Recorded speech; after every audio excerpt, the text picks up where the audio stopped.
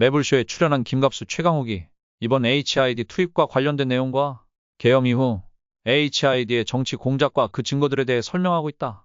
그러니까 하나 확실한 거는 계엄 당일에는 임무가 없는 거야. 맞습니다. 계엄 성공 이후에 투입되는 애들이라는 거예요. 또는 계엄 실패 이후일 수도 있겠죠. 아니 근데 HID는 좀 명확한 것 같은데요.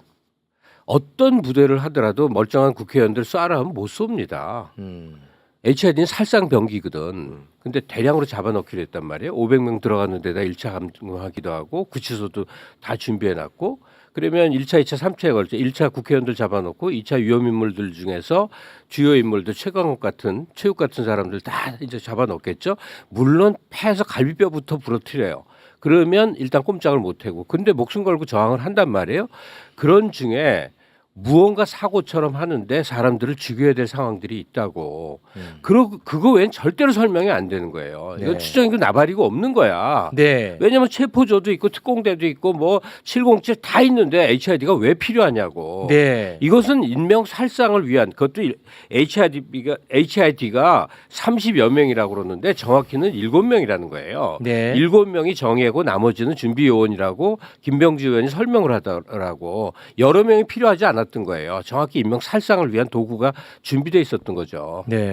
그러니까 이번에 이제 동원된 부대들을 보면 707 특전사 HID 이게 이제 상징적으로 나오잖아요. 네. 이게 다 보면 그 전시의 요인을 제거하고 그 다음에 후방에 침투시켜 가지고 민심을 교란시켜 가지고 불안하게 만드는 네. 역할을 하는 부대라는 거거든요. 정치 공작. 그렇죠. 그러니까 이제 공작이라는 용어를 일상적으로 쓰잖아요. 정보사령관도 나와가지고. 그렇습니다. 네. 예, 예. 그러니까 이제 그거를 임무로 하는 부대인데 네. 정치 공작이라는 건 예상할 수 있는 게 예를 들면 그런 거죠. 이제 그 북한군으로 가장하고 북한군의 말씨를 쓰면서 이렇게 저기 카메라에 쓱 찍히는 것처럼 등장하는 거예요.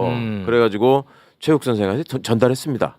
그러면 이렇게 하면은 최욱이 북한의 지령을 받아가지고 매불쇼를 계속 방송하고 있었다. 거기에 이제 참여한 게 최강욱이기 때문에 김갑수기 때문에 저것들은 체포에다가 처단해야 된다. 이런 식의 상황을 만드는 거지. 그렇지. 계엄 이후에. 네. 왜냐하면 바로 잡아가기에는 국회의원도 아니고 네. 어디 가가지고 내가 무슨 깽판 치고 다닌 것도 아니고 체포하기가 좀 명분이 궁하잖아. 좀 애매하지. 예, 그럴 때 이제 국민들을 선동을 해가지고 네. 아 우리가 매불쇼에 최욱이한테 그렇게 속았다는 말이야? 이렇게 해서 이제 조직 범죄를 만드는 거죠. 네. 그러는 과정을 준비했던 것 같고 이게 실제로 이거 이번에 그 인민군복 글쎄 그렇게 납품이 계엄 준비했다 그러잖아요. 전에 완료됐다잖아요. 그리고 그 긴급으로 했대요. 긴급으로. 예, 예. 긴급까지 얘기 나오던데 그러니까 그 이번에는 왜 특수부대들이 과거 쿠데타하고 달리 동원됐느냐? 그 전에는 있던 정부를 전복시켜야 되기 때문에 대규모의 병력이 필요했고, 아, 그렇지. 예, 지금은 있는 데에서 지 권한을 확대하는 친위 쿠데타기 때문에 그렇지.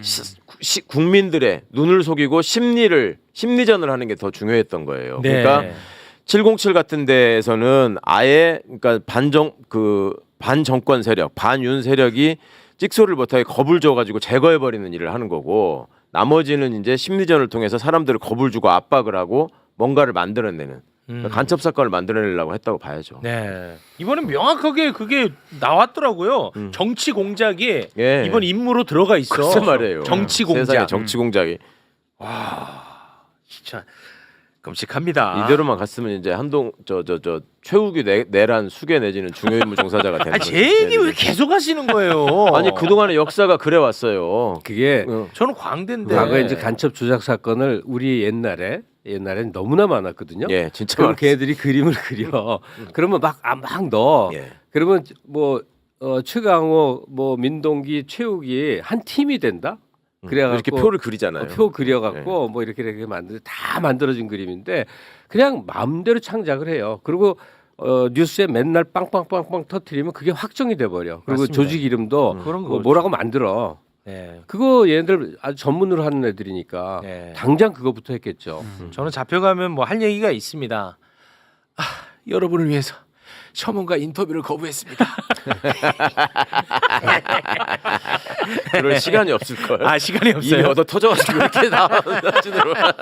아마 이렇게 발표했을 걸 최욱이가 평양에서 네. 공작 준비를 뭐 6개월간 받고 내려와서 매불쇼를 만들었다. 그리고 북한을 다녀온 최재형 목사님부터 공작금을 수수했다. 그 딱 나와요. 경로도 쫙 만들어져. 자, 이제 그만하겠습니다. 그런 것들이 가이드라인이 될 수 있습니다. 그만하겠습니다. 이쪽 세계를 잘 아는 어떤 분은 네. 처음 한 이틀 동안은요 묻지 않는답니다. 아, 질문 자체를 하지 않는다. 질문이 없어. 네. 불안하게. 알겠습니다. 최근 곽종근 특전사령관이 국회에서 증언을 했습니다. 12월 4일 10시 30분에서 10시 40분 사이 윤석열이 직접 전화해서 지금 의결정 족수 아직 안 채워진 것 같다. 빨리 문을 깨부수고 들어가서 안에 있는 인원들을 끄집어내라. 라고 윤석열과 직접 지시를 했다고 합니다. 그런데 과연 10시 30분에 10시 40분 사이 대체 윤석열이가 의결 정족수가 채워지지 않았던 사실을 어떻게 알았을까요? 사진 하나 보고 가겠습니다. 12월 4일 10시 45분 국회 본회의장 장면이 공개가 돼 있었습니다. 자, 이 사진이 공개가 됐는데요. 계엄 해제 요구안 표결에 참석하지 않았던 국민의힘 의원 한 명이 눈에 딱 들어옵니다. 바로 신동욱인데요. 신동욱이 누구냐? 그냥 국회의원이 아니에요. 추경호 원내대표와 함께 일을 하는 원내 수석 대변인입니다. 그런데 이 자가 실제 계엄 해제 요구안 표결에 참석을 하지 않았어. 네. 그런데 국회에는 떡하니 있잖아. 계속 안에 있었어요. 그런데 이 본회의장 바로 옆에 추경호는 원내대표실에 있었어. 그러니까 신동욱이가 카운팅해가지고 숫자세로 들어온 거죠. 추경호한테 보고했던 것 아닌가? 이런 의심이 되는 거예요. 합리적인 의심이죠.